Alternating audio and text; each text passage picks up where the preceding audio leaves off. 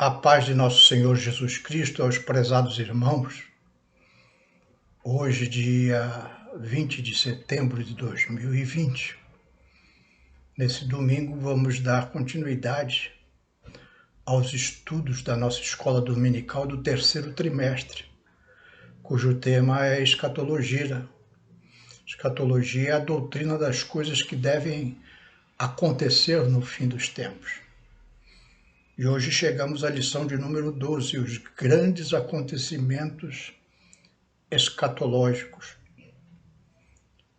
Vamos ler Mateus 24:3, que diz assim: Estando assentado no Monte das Oliveiras, chegaram-se a ele os seus discípulos em particular, dizendo: Dize-nos quando serão essas coisas e que sinal haverá da tua vinda e do fim do mundo.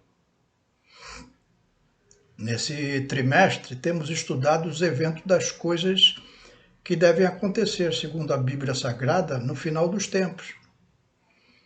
Hoje, nós vamos procurar trazer uma visão panorâmica desses eventos em ordem cronológica, para que você, estudante da Palavra de Deus, tenha uma visão completa daquilo que ainda está por vir segundo a profecia bíblica. Na pergunta dos discípulos de Jesus em Mateus 24:3, vemos dois grupos de eventos escatológicos. Eles falaram da tua vinda e do fim do mundo. Por fim do mundo, entende-se o fim desse sistema mundial que opera sob o domínio do mal. Como falou Jesus lá em João 12:31. Agora é o juízo deste mundo. Agora será expulso o príncipe deste mundo. Então, vejamos os principais eventos escatológicos por sua ordem. Ou seja, o que está ainda para acontecer aqui nessa terra. A primeira coisa que está para acontecer, e nós sabemos que pelos sinais que está muito próximo, é a vinda de Jesus. A primeira fase da vinda de Jesus. Lá em Atos, capítulo 1, de 9 a 11, diz assim: E quando dizia isto, vendo-o eles, foi elevado às alturas, e uma nuvem o recebeu, ocultando-o a seus olhos. E estando com os olhos fitos no céu, enquanto ele subia, eis que junto deles se puseram dois varões vestidos de branco, os quais lhe disseram: Varões galileus, por que estáis olhando para o céu? Esse Jesus que dentre vós foi recebido em cima no céu, há de vir assim como para o céu o viste ir. Então, após a morte de Jesus na cruz do Calvário, no terceiro dia ele ressuscitou dos mortos e ficou aqui nesta terra 50 dias com os discípulos. Nessa ocasião aqui do livro de Atos, Jesus está sendo ascendido aos céus. E agora, aqueles discípulos que estavam ali vendo ficaram admirados.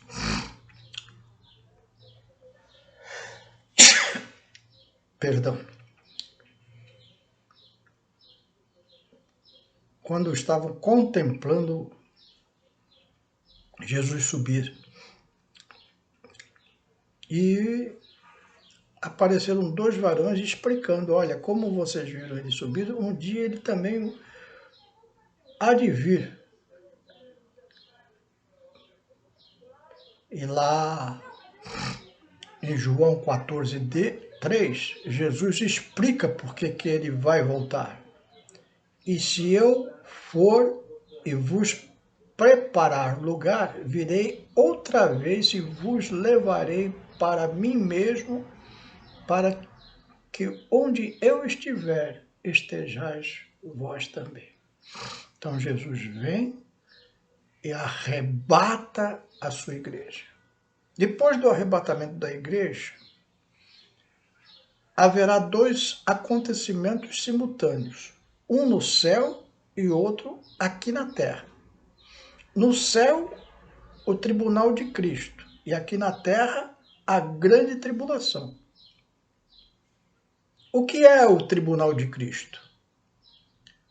Lá em 2 Coríntios, capítulo 5, verso 10, o apóstolo Paulo explica, porque todos ele está se referindo à igreja, devemos comparecer ante o tribunal de Cristo, para que cada um receba segundo o que tiver feito por meio do corpo, ou bem ou mal. Então, após o arrebatamento da igreja, segue-se um julgamento dos crentes, não para a salvação, porque eles já estão no céu. Nós vamos para o céu não por obras, para que ninguém se glorie, como diz a palavra de Deus. Nós vamos porque aceitamos que Jesus morreu na cruz para pagar os nossos pecados. E por isso, diante de Deus, nós somos salvos da ira futura. Não haverá julgamento para a igreja no que diz respeito à salvação, porque a igreja é perdoada dos seus pecados pelo sangue de nosso Senhor Jesus Cristo. Mas esta salvação que recebemos hoje, aqui na terra, não nos isenta de fazermos obras para Cristo. O apóstolo Tiago falou assim, olha, a fé sem obras é morta. Me mostra a sua fé que eu mostro as minhas obras, disse ele. Então o crente tem responsabilidades aqui nesta terra. Cada um de nós recebemos pelo menos um talento da parte de Deus para desenvolvermos aqui na terra. E um dia estaremos lá no céu e Jesus vai nos cobrar isso. E galardoar aqueles que trabalharam incessantemente pela obra de nosso Senhor Jesus Cristo. Alguns até com o preço da própria vida. Por isso, meu irmão, minha irmã, muita responsabilidade com aquilo que recebeste do Senhor para fazer aqui na terra. Enquanto no céu há esse tribunal de Cristo, julgando a obra dos crentes, aqui na terra será o pior período da humanidade. Bem pior do que a Segunda Guerra Mundial. Um período de 7 anos, chamados de grande tribulação, onde o anticristo vai reinar. Lá em 1 Tessalonicenses 5:1, o apóstolo Paulo nos adverte, mas irmãos, acerca dos tempos e das estações, não necessitais de que se vos escreva, porque vós mesmos sabeis muito bem que o dia do Senhor virá como ladrão de noite. Pois que, quando disserem a paz e segurança, então lhe sobrevirá repentina destruição, com as dores de parto, aquela que está grávida, e de modo nenhum escaparão. O livro de Apocalipse chama esse período de grande tribulação, como podemos ler lá em Apocalipse 7:14. E eu disse-lhe, Senhor, tu sabes. E ele disse-me, então são os que vieram da grande tribulação e lavaram os seus vestidos e branqueados no sangue do Cordeiro. Falando daqueles que vão morrer durante a grande tribulação, por aceitarem Jesus como Salvador. Se você quiser saber mais a respeito, visite a nossa playlist aqui do nosso canal sobre o estudo do livro de Apocalipse, que se aprofunda nesse tema. Passado esses 7 anos de grande tribulação, onde haverá uma grande guerra mundial aqui,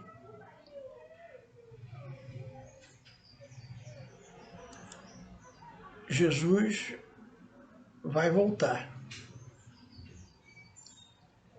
É essa que nós chamamos a segunda fase da vinda de Jesus.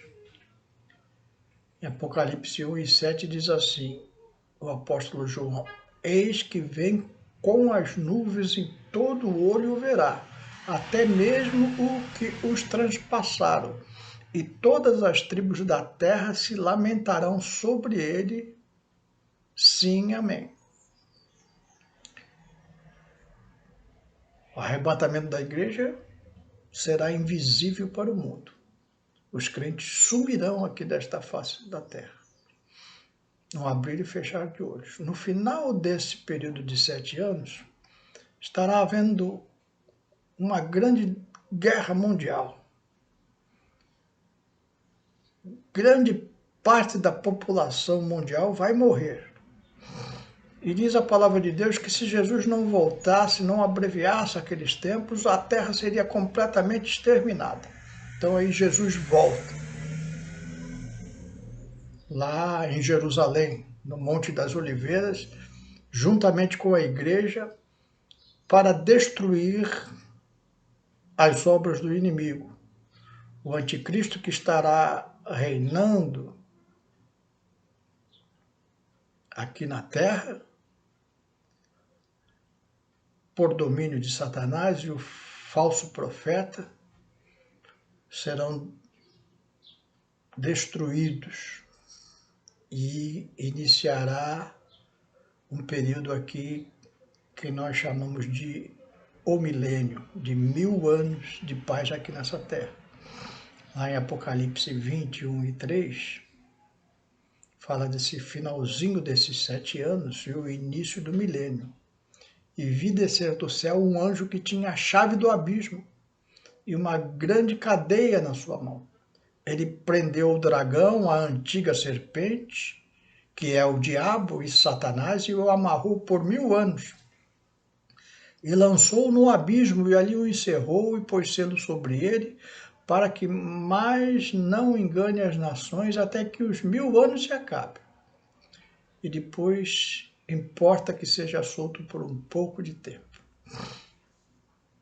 Então haverá aqui 1000 anos de paz aqui nessa terra, depois desse período de grande tribulação, onde as pessoas estarão livres da influência satânica e governados por Cristo e a sua igreja. Mas é um período dispensacional, ou seja, um período que a humanidade ainda é julgada. Você pode ver mais sobre as dispensações em estudos anteriores aí na nossa playlist da própria Escola Dominical.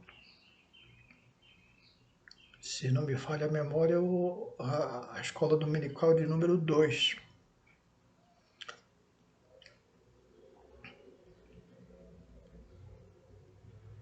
Depois do milênio, no finalzinho,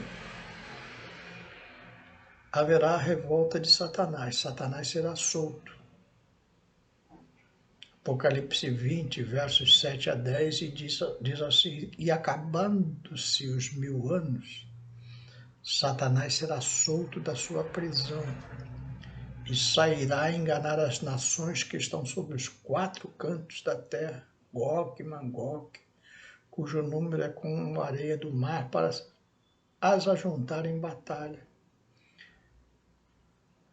E subiram sobre a largura da terra e cercaram o arraial dos santos e a cidade amada.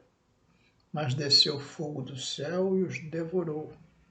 E o diabo que os enganava foi lançado no lago de fogo e enxofre, onde está a besta e o falso profeta, e de dia e de noite serão atormentados para todo sempre. Esse é o julgamento final dessa Satanás, do falso profeta, do anticristo. Vão ser atormentados para todo sempre. E aí vem o juízo final. Nós precisamos entender que a Bíblia Sagrada fala assim: após a morte segue-se o juízo. Então, quando a pessoa morre aqui nessa terra, ou vai para o céu ou vai para o inferno. Mas é a sua alma e o seu espírito que vai para o céu ou para o inferno, ainda não tem um corpo.